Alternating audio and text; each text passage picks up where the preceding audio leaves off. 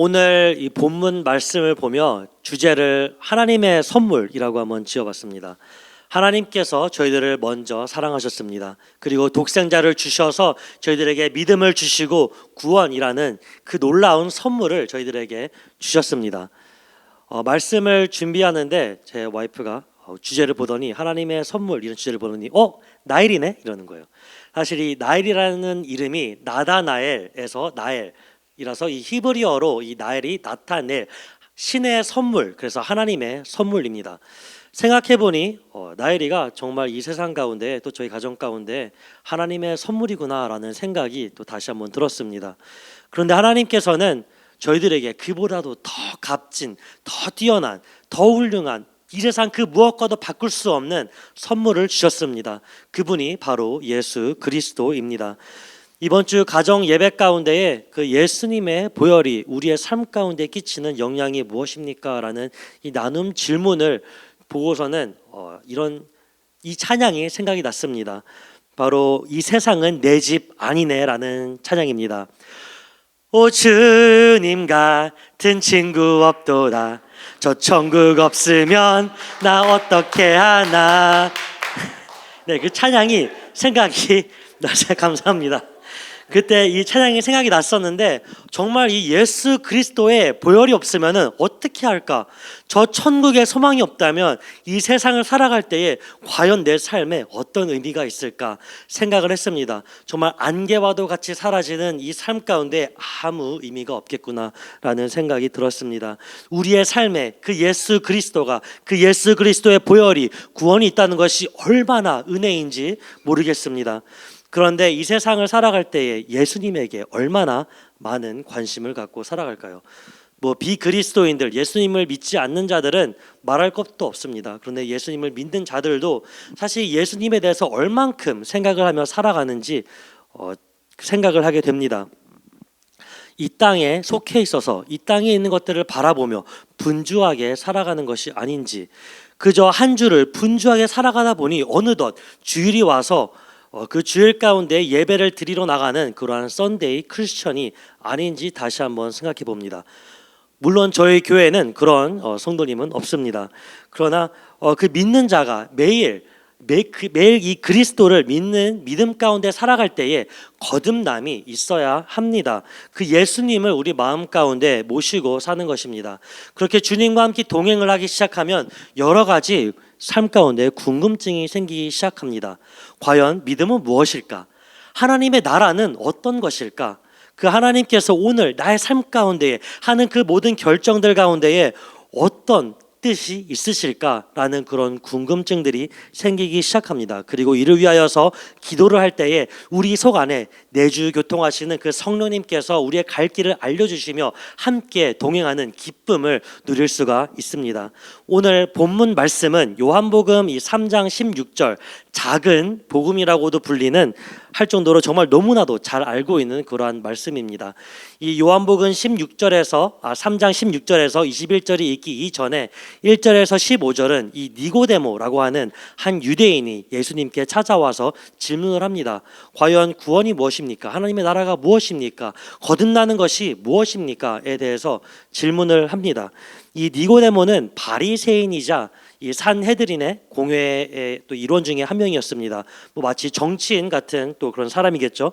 그리고 그는 유대인의 지도자였고 또 아주 박식하고 학문적으로도 뛰어난 그런 사람이었습니다. 그리고 당시 그 상황에 그 바로 전에는 예수님께서 성전 숙정 사건으로 인해서 그 당시에 기득권들, 이 대제사장들과 바리새인들이 주시하고 있던 것이 바로 예수님이었습니다. 그런데 이 상황 가운데서 니고데모는 예수님 앞에 나옵니다. 그리고 질문을 합니다. 믿음이 무엇인지, 거듭나는 것이 무엇인지, 그리고 성령으로 다시 나는 것이 무엇인지 질문을 할 때 예수님께서 그 해답을 주십니다. 그리고 본문 16절에 와서 그 답에 대한 정점을 바로 찍게 됩니다. 그 해결책은 예수 그리스도를 믿는 믿음으로 인하여서 영생을 얻는다는 것입니다. 솔라 피데, 오직 믿음으로 인하여서, 솔라 크리스투스, 오직 예수 그리스도로 인하여서. 이 종교개혁의 아버지라고 불리는 이 마틴 루터는 어렸을 적부터 이 자신의 이 죄의 문제를 해결할 수가 없었습니다. 어떻게 해서도 이 해결할 수 없는 이 죄의 문제 때문에 마음에 번민이 있었습니다. 그가 어렸을 적부터 자란 것은 이 가톨릭의 백그라운드의 그 신앙에 자랐습니다. 거기에서는 선행을 통하여서 십자군 전쟁을 통하여서 또 혹은 고해 성사를 통하여서 아니면 면죄부, 면벌부를 통하여서 그 죄가 삭감이 되고 결국 구원에 이를 수 있다고 가르쳤습니다. 그러나 마틴 루터는 어떻게 하더라도 자신의 죄의 문제를 해결할 수 없다는 것 때문에 너무나도 큰 상심 가운데 번민 가운데 있었을 때에 하나님께서 그에게 로마서 1장 17절 말씀을 통하여서 그를 깨우치게 하십니다. 로마서 1장 17절 복음에는 하나님의 의가 나타나서 믿음으로 믿음에 이르게 하나니 기록된 바 오직 의인은 믿음으로 말미암아 살리라 함과 같으니라. 믿음이 3번이나 나옵니다. 바로 하나님의 의가 되신 이 예수 그리스도를 믿는 믿음으로 인하여서 저희들이 구원에 이르게 됐구나라는 그 놀라운 하나님의 경륜을 그는 깨닫게 됩니다. 선행이나 어떤 종교 의식이 아닙니다. 오직 믿음으로 인하여서 솔라 피데 오직 예수 그리스도로 인하여서 솔라 크리스투스 오직 은혜로 인하여서 솔라 그라티아를 통하여서 저희들이 그 예수님 그 오직 구원은 믿음을 통하여서 오직 하나님의 은혜구나라는 것을 깨닫게 됩니다. 그리고 그는 종교 개혁으로 결국 이끌게 됩니다. 그렇습니다. 저희는 예수님을 믿고 구원받은 것은 오직 하나님의 은혜로밖에는 설명을 할 수가 없습니다.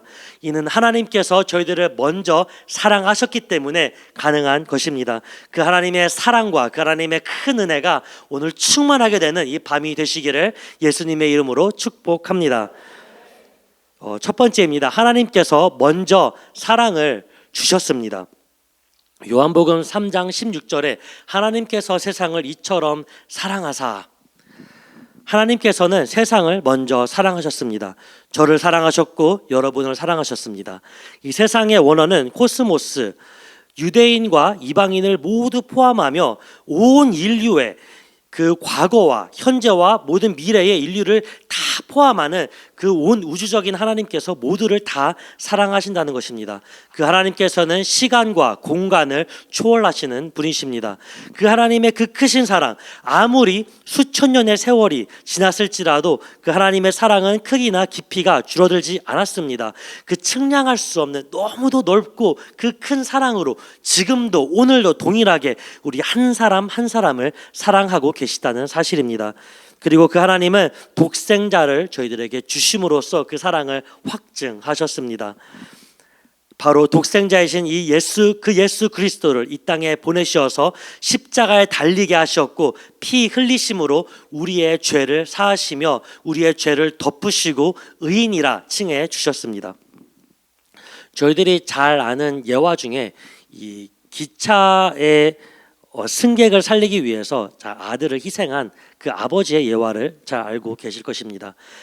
다리 관리인이었던 이 아버지는 다리를 열고 닫고 하며 이 배가 지나가게 하고 기차가 지나가게 하는 역할을 맡고 있었습니다. 그런데 배가 지나가게 하기 위해서 이 다리를 열어두었는데 자기 아들이 그 기계실에서 놀다가 빠졌는데 이제 기차가 막 오고 있습니다. 많은 사람들을 싣고 다리를 내려야지만이 이 기차가 지나갈 수 있는데 다리를 내리면은 아들이 죽게 되는 그런 상황 가운데 놓였습니다. 그때 그 아버지는 다리를 내리고 자신의 아들을 희생하면서 그 기차에 실린 수백 명의 그 많은 승객들을 살리게 됩니다. 그리고 그 아버지는 그 결정을 통하여서 사람을 살게 되었지만 그 마음 가운데 절규하는 그러한 저희들이 또 영상을 통하여서 잘 알고 있습니다.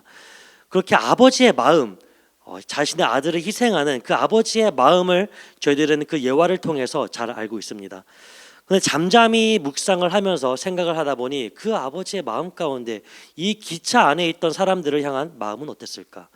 하나님의 그 속성, 하나님 아버지의 마음을 생각하니 사실 그 아버지는 그 기차 안의 사람들을 정말 너무너무 사랑하셨다는 사실입니다. 하나님께서는 자기 아들을 희생하면서까지도 이 사람들을 사랑하기 때문에 살리겠다라는 그 마음이 있었다는 것입니다. 그리고 이미 희생하겠다, 그 희생을 통하여서 이들을 살리겠다는 작정을 하고 계셨습니다. 그 기차 안의 사람들, 그 사람들이 바로 우리들입니다. 하나님께서 저희들을 그렇게 사랑하셨습니다.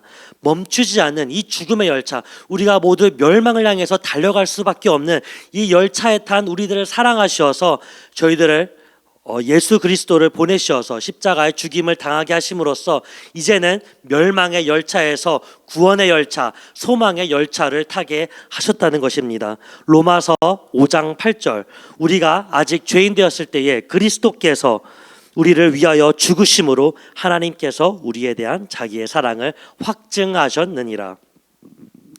한국 속담 중에 이 물에 빠진 놈 건져 놓으니까 내 보침 내라 한다라는 그런 속담이 있습니다.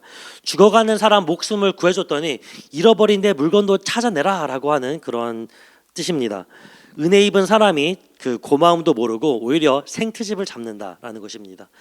하나님의 사랑은 이 죽어가는 사람을 구해서 살려주시고 보따리도 찾아주시고 우리의 신분까지 바꿔주시며 팔자까지 고쳐주시는 그런 하나님이십니다.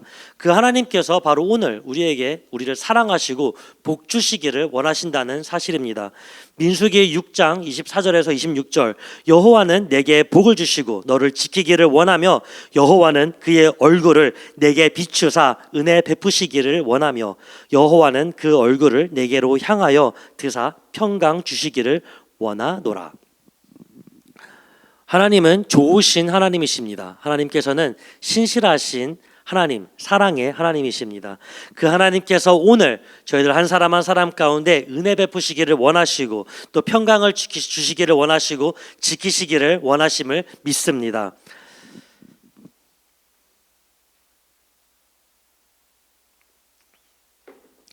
제가 2주 전에 좀 갑작스럽게 캐나다를 다녀오는 일이 있었습니다. 제 아버지가 뭐 좀 아시다시피 18년째 몸을 못 움직이시고 병실에 있습니다. 그런데 전화를 받았는데 어느 순간부터 갑자기 이 산소 수치가, 보통은 사람들은 다 이 몸의 산소 포화가 한 99%가 되어 있는데 이렇게 막 뚝뚝 떨어지기 시작했다는 것입니다. 한 70%까지 뚝 떨어지며 안에 위를 통하여서 넣는 그 음식이 모두 다 하나도 소화가 안 되고 그대로 새어나오고 있다. 그리고 모든 수치들이, 이 바이탈 수치들이 정상이 아니다라는 그런 결과가 있었습니다. 그 유지하고 못하고 있었습니다. 그것을 두고 이 의사들이 이 모든 신호가 향해 가는 것이 이제 마지막을 향해 가고 있구나라고 그들은 이렇게 소견을 내었습니다. 그 얘기를 듣는 제 마음 가운데 갑작스럽게 절망감이 훅 찾아왔습니다. 왜냐하면 지난 18년 동안 저는 하나님께서 분명히 우리 아버지를 고치신다라고 하는 그러한 막연한 믿음이 있었기 때문입니다. 하나님께서 고치신다, 하나님께서 일하신다, 하나님께서 일으키신다, 그런 믿음이 있었습니다. 물론 눈에 보이는 현실은 18년 동안 뭐 더 나아지는 것도 없고 항상 죽음의 고비 가운데서 다시 살아나시고 죽음의 고비 가운데서 또 살아나시고 하는 그런 그냥 오르락 내리락만 있었지 더 이상의 뭔가 회복을 기대할 수 없는 상황 가운데 이 믿음이 허황되다라고 말할 수 있겠지만 저는 그냥 그걸 항상 믿고 있었습니다. 그런데 갑자기 그 믿음에 금이 가기 시작했습니다. 이번에는 병실에서 찬송을 부르고 또 기도를 하고 또 말씀을 읽는데 어느 순간 그 목소리가 그냥 제 목소리만 메아리 치고 있다라는 느낌이 들었습니다. 하나님께서 과연 정말 이 자리에 함께하고 계실까?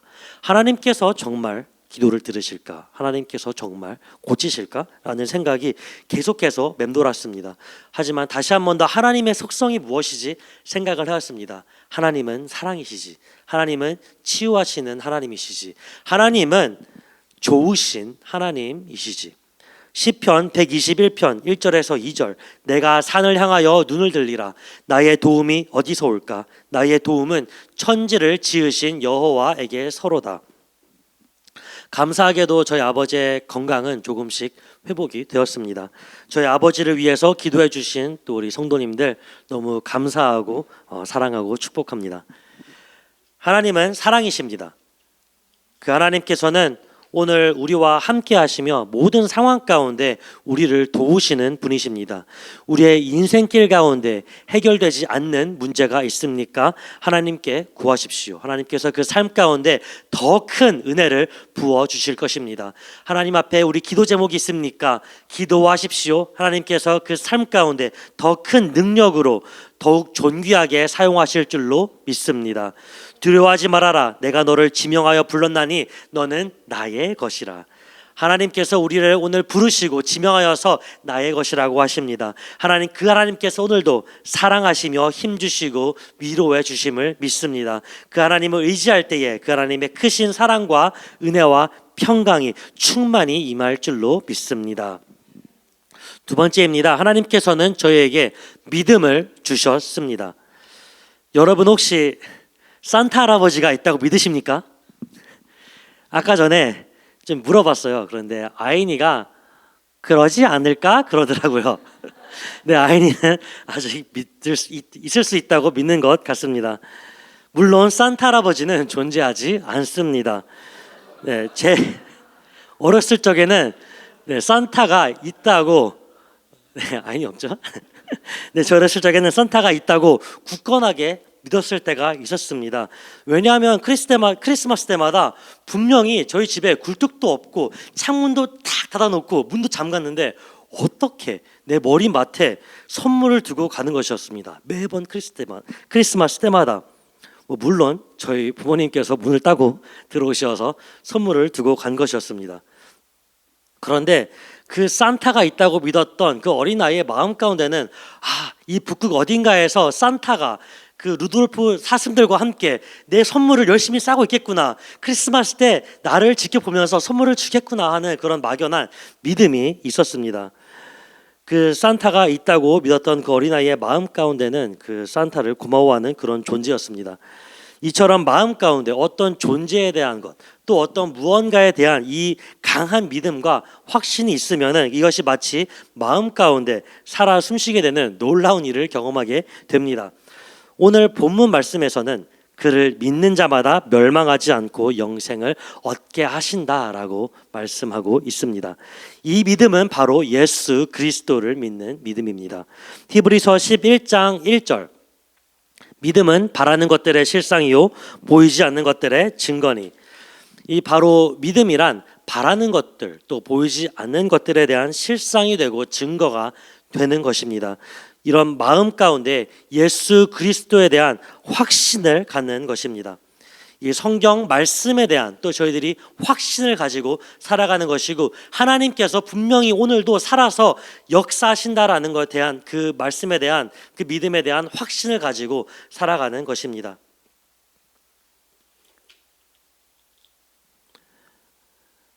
그때 그 믿음은 우리의 삶의 실제가 되는 것입니다. 그리고 우리의 삶을 살아가는 그 매 순간 가운데에 삶으로 행위로 하는 그 모든 것들 가운데 결국 증거로 나타나게 됩니다. 여러분께서 만약 내일 로또가 오늘 밤이었습니다. 찾아봤더니 오늘 밤이더라고요.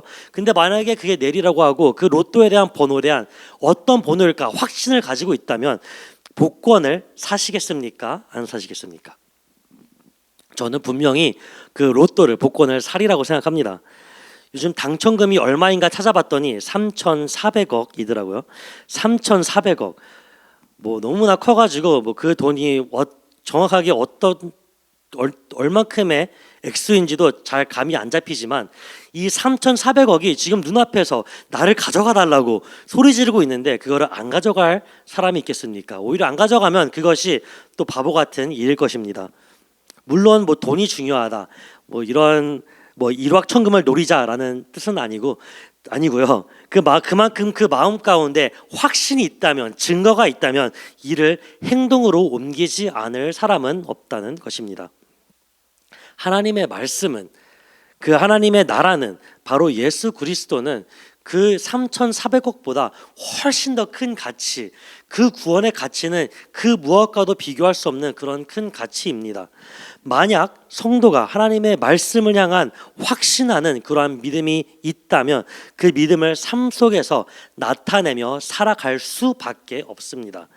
그것이 오늘 본문 말씀 21절에 진리를 따르는 자, 곧 빛으로 들어오는 자이며 그 행위를 통하여서 진실로 그 하나님 앞에서 행하며 그것을 행함으로 나타내는 자가 바로 그 확신을 가지고 그 믿음을 가지고 살아가는 자입니다. 저희들은 오늘 하나님을 믿기 때문에 이 예배 자리에, 은혜의 자리에 나와왔습니다. 그런데 저희들이 교회에 나올 수 있는 것, 이 예배 자리에 나올 수 있는 것조차도 하나님의 은혜입니다. 믿으십니까? 하나님께서 멸망할 수밖에 없는, 죽을 수밖에 없는 우리를 사랑하시고 은혜를 베푸셔서 믿음을 허락하셨습니다. 뿐만 아니라 우리에게 믿음대로 살아갈 수 있는 능력까지 주시고 구원까지도 저에게 선물로 허락하여 주셨습니다. 진정 물에 빠진 자를 구하시고 보따리도 챙겨주시고 우리의 신세까지도, 우리의 팔자까지도 고쳐주신 것과 같습니다. 이 본문에서의 믿는 자라는 것은 이 일회적인 고백으로 끝나는 것이 아니라 계속되는 그러한 행위가 이어지는 것입니다. 1850년도 1월 6일에 영국 콜체스터 시티에 아주 심한 눈보라가 그 도시를 덮쳤습니다. 한 소년이 매주 가던 자신의 교회에 그 눈보라 때문에 참석하지 못하고 근처에 있는 교회를 가게 됩니다. 그 소년은 자신의 죄의 문제 때문에 그 마음속에 심한 번민이 있었습니다. 마치 마틴 루터가 그 죄 때문에 번민하였던 것과 같이 그는 번민 가운데 있었습니다. 그가 갔던 교회는 담임 목사님이 출타를 하고 있었기 때문에 한 집사님, 한 성도님께서 말씀을 선포하고 있었습니다. 그 말씀의 선포는 이사야 45장 22절 말씀, 땅의 모든 끝이여 내게로 돌이켜 구원을 받으라. 나는 하나님이라 다른 이가 없느니라. 설교자는 이 말씀을 선포하며 예수 그리스도를 바라보라라는 주제로 계속해서 설교를 이어나갔습니다. 설교가 한창 이어지는 그때에 그 설교자는 한 새로운 방문객을 바라보며 이렇게 얘기합니다. 젊은이, 자네는 아주 피곤해 보이는구나. 예수 그리스도를 바라보게. 제가 이거를 보는데 원문이 궁금해졌습니다. 영어로는 어떻게 했을까? 왜냐하면 좀 젊은이라고 하니까 잘 안 와닿는 것 같았습니다. 영어로는 이렇게 말씀을 전했습니다. Young man, you look very miserable. Look to Jesus Christ. 예수님을 바라보라. 그때 그 젊은 청년이 믿음으로 그리스도를 바라보고 회심을 하게 됩니다. 그가 바로 위대한 설교가인 스펄전의 회심의 경험이었습니다. 로마서 10장 17절은 이렇게 말씀합니다. 그러므로 믿음은 들음에서 나며 들음은 그리스도의 말씀으로 말미암았느니라. 하나님의 말씀에는 놀라운 능력이 있습니다. 우리의 혼과 영과 관절과 골수를 쪼개시고 우리로 하여금 예수 그리스도를 믿고 진리를 쫓아가게 하는 그 능력이 하나님의 말씀 가운데 있습니다. 그리고 그 하나님의 말씀을 들을 때에 믿음이 생겨나게 됩니다. 그 말씀으로 하여금 우리의 믿음이 견고하게 서게 되는 것입니다. 그리고 그 믿음이 결국 우리 성도들로 하여금 구원의 길로, 승리의 길로 인도하는 그러한 놀라운 하나님의 경험이, 하나님의 구원하심이, 하나님의 인도하심이 있기를 예수님의 이름으로 축복합니다. 세 번째입니다. 저희들에게 하나님께서는 구원을 선물로 주셨습니다. 본문 말씀 16절에서는 하나님께서는 인류를, 모든 사람들을 두 분류로 나누십니다. 예수 그리스도를 믿는 자와 믿지 않는 자, 바로 하나님이 세상을 이처럼 사랑하사 독생자를 주셨으니 이는 그를 믿는 자마다 멸망하지 않고 영생을 얻게 하려 하심이라. 믿는 자는 영생을 얻지만 믿지 아니하는 자는 멸망을 하게 됩니다. 이는 이 말씀은 온 인류가 다 멸망을 향해서 그 멸망의 길을 걸어가고 있다는 것을 전제로 하고 있습니다. 여기서 멸망이란 완전하고 영원한 하나님의 심판이고 또 회복 가능성이 전혀 없는 하나님과의 영원한 단절입니다. 히브리서 9장 27절 말씀에 한 번 죽는 것은 사람에게 정해진 것이요 그 후에는 심판이 있으리니. 인간은 누구에게나 그 마지막이 정해져 있습니다. 그것이 오늘이 될지 내일이 될지 언제가 될지 아무도 모르며 오직 하나님만 알고 계십니다. 저는 샌프란에서 캐나다를 왕복만 지난 13년간 한번 어림잡아 계산해 보니까 한 40번은 왔다 갔다 한 것 같습니다. 나름 꽤 많이 그 비행을 왔다 갔다 80번이죠. 왔다 갔다니까 많이 했었습니다. 그런데 이번에 캐나다에서 이제 샌프란으로 돌아오는 비행 가운데 있는데 조금 더 색다른 경험을 하게 되었습니다. 비행기가 이륙을 하는데 그 전에 경험해보지 못한 세기로 비행기가 좌우로 이렇게 흔들리는 것을 경험했습니다. 처음에 이 비행기가 활주로를 막 달릴 때, 활주로를 막 달리고 있을 때에 천천히 조금씩 좌우로 흔들려서 이상하다라고 생각을 했는데 이륙을 하면은 이 비행기가 쫙 위로 떠올라야 되는데 오를 때마다 비행기가 좌우로 이렇게 휘청, 조금 더 오버, 제가 느끼기에는 이렇게 휘청 하는데 마치 한 번은 하늘이 보이고 한 번은 땅이 보이고 거의 그런 정도, 조금 오바 MSG 섞은 것 같긴 한데 좀 약간 그런 적으로 제가 그렇게 느꼈습니다. 사람들이 서로 바라보기 시작했습니다. 너무 비행기가 많이 흔들리니까 그렇게 서로 바라보며 나도 느끼고 있어. 그렇게 서로 바라보고 있었습니다. 그때 제 생각에 탁 스친 생각이 이 비행기가 추락할 수 있겠구나. 비행기가 뜨기 전에 저희가 모르는 뭔가 메인테넌스가 있다고 해가지고 30분 1시간 지체가 됐는데 이 사람들이 제대로 수리 안 했구나. 비행기가 추락하는구나 라는 생각이 갑자기 스쳤습니다. 그러면서 여기까지가 내 사명이구나. 물론 비행기는 괜찮았습니다. 그런데 그렇게 생각을 해보니 정말 이 죽음이라는 게 언제 어떻게 찾아올지 모르는구나 라는 생각이 들었습니다. 항상 내일이 있을 것 같았지만 캐나다에서 샌프란으로 올 것 같았지만 그 저녁 예배를 금요 예배를 참여하기 위하여서 이 비행기를 타고 왔지만 오늘이 또 없을 수도 있겠구나라는 생각이 들었습니다. 오늘이라는 이 하루 프레젠트, 지금 이 프레젠트는 어제에 죽어간 그 자가 기대하고 고대했던 그 하루가 바로 오늘입니다. 그 죽음이 언제 찾아올지 모르기 때문에 인간은 죽음의 문제를 해결해야 합니다. 왜냐하면 죽음 이후에는 심판이 있기 때문입니다. 그러나 저희들에게는 굿뉴스가 있습니다. 저희들에게는 예수 그리스도, 바로 그 예수 그리스도를 믿는 자에게 복음이 이를 해결하는 복음이 있다는 사실이기 때문입니다. 본문 17절에서 18절 가운데 이렇게 말씀하십니다. 하나님, 우리 다 함께 봉독하도록 하겠습니다. 시작. 하나님이 그 아들을 세상에 보내신 것은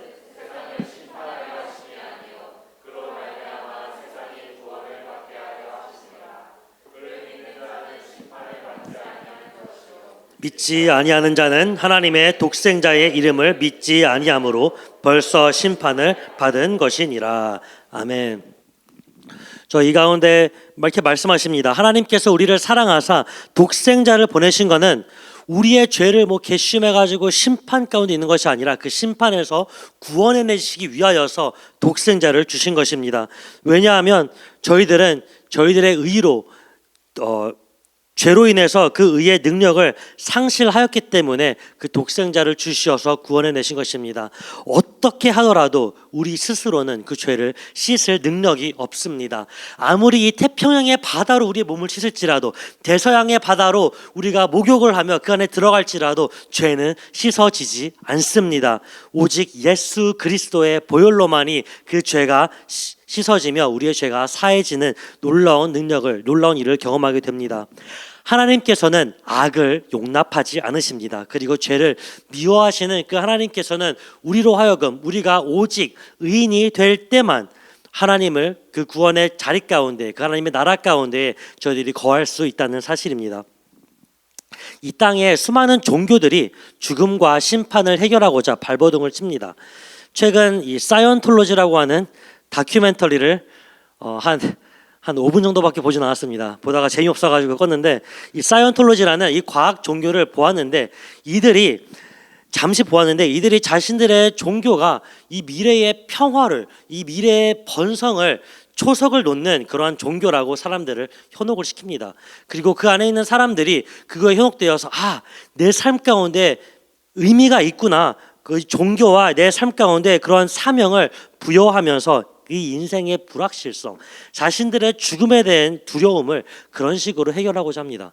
또한 에이티에스트, 이 무신론자들은 오히려 신이 없다라고 하며 그 죽음 이후에 오는 그 심판, 죽음의 두려움을 아예 회피하고자 합니다. 하지만 오늘 본문 말씀은 이 자들에 대해서 경고하고 있습니다. 바로 19절과 20절의 말씀, 그들이 악을 따라서 그들이 악을 행한 것, 그들은 어둠을 좋아하기 때문에, 그 어둠을 더 사랑하기 때문에 그 빛으로 나오지 않는 것들이 바로 그들의 하나님을 믿지 않는 자들의 속성입니다. 그렇기 때문에 어둠을 더 사랑하여서 빛을 피해서 어둠 가운데 더 있고자 하는 것입니다. 그러나 빛 가운데로 나아가지 않고는 결코 구원이 없다는 사실입니다. 빛 가운데 나아가지 않는 자는 구원이 아니라 결국 그 끝에는 심판이 존재하게 됩니다. 한 인생의 의미를 아는 것, 그것은 창조자 되시는 우리 창조주 하나님을 아는 것에서부터 시작이 됩니다. 인간이 창조된 목적대로 그 하나님을 찬양하고 하나님을 경배하고 하나님을 예배하며 하나님을 사랑하는 것에서 바로 우리의 인생이 하나님께 영광을 올려드리는 그 삶을 사는 것에서부터 우리의 인생의 의미가 시작이 됩니다. 피조물은 바로 그 피조물을 창조한 창조주의 목적대로, 그 매뉴얼대로 살아가야만 그때 참 기쁨, 이 세상 가운데서 찾을 수 없는 참 평안이 그 삶 가운데, 그 인생 가운데 거하기 시작합니다. 하나님께서는 세상을 이처럼 사랑하사 독생자를 주시어서 저희들로 하여금 믿고 구원받기를 원하신다는 사실입니다. 이제 11월 21일 목요일부터 24일까지 주일까지 우리 특별 부흥성회가 있습니다. 다들 우리 부흥성회를 준비하면서 기대함으로 준비하고 계시리라 믿습니다. 또한 그 말씀 사복음서를 열심히 읽으며 기대함 가운데에 지금 이 부흥성회를 가운데 저희들이 준비하고 있으리라 믿어 의심치 않습니다. 그 하나님의 말씀을 사모하며 나아갈 때에 우리 하나님의 큰 은혜가 임하신다는 사실입니다. 그리고 특별히 이 부흥 기간, 이 부흥성회를 준비하며 나아갈 때에 우리 다들 마음 가운데 품고 있는 그 한 영혼을 위하여서 기도하기 원합니다. 하나님께서 그 영혼을 그처럼 사랑하사 독생자를 주신 것, 그 아버지가 그 다리를 닫으면서까지도 그 아들을 희생하면서까지도 이들을 살리고자 한 것이 바로 그 한 영혼이기 때문입니다. 그렇기 때문에 저희들은 그 영혼을 위하여서 기도하고 전하는 것까지 그 몫을 다해야 합니다.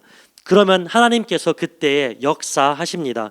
하나님 앞에 저희들이 기도할 때에 결국 그 한 영혼의 마음을 변화시키시는 것, 회심을 하게 하는 것, 그 영혼으로 하여금 결국 예수 그리스도를 믿고 구원받게 하는 것은 하나님의 영역이기 때문입니다. 그 하나님께서는 한 영혼을 천하보다 귀하게 여기신다고 하셨습니다. 그 부흥성회 가운데 그 한 영혼이 구원을 받고 천국 잔치가 벌어지는 그런 놀라운 하나님의 역사가 충만케 임하는 그런 부흥성회가 되기를 소망하며 믿음으로 선포합니다. 말씀을 맺도록 하겠습니다. 하나님은 사랑이십니다. 하나님께서 그 하나님의 뜻대로 살고자 하는 그 성도의 삶을 이끄시며 도우시는 분이심을 믿습니다. 그 사랑이 하나님을 사랑하고 믿음으로 바라보고 반응할 때에 그 하나님의 놀라운 역사가 우리 성도님들 한 분 한 분 삶 가운데 일어나게 될 줄로 믿습니다. 마지막으로 우리 본문 16절을 함께 봉독한 후에 우리 찬양하고 기도하도록 하겠습니다.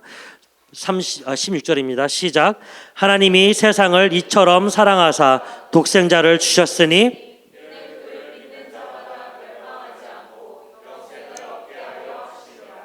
아멘.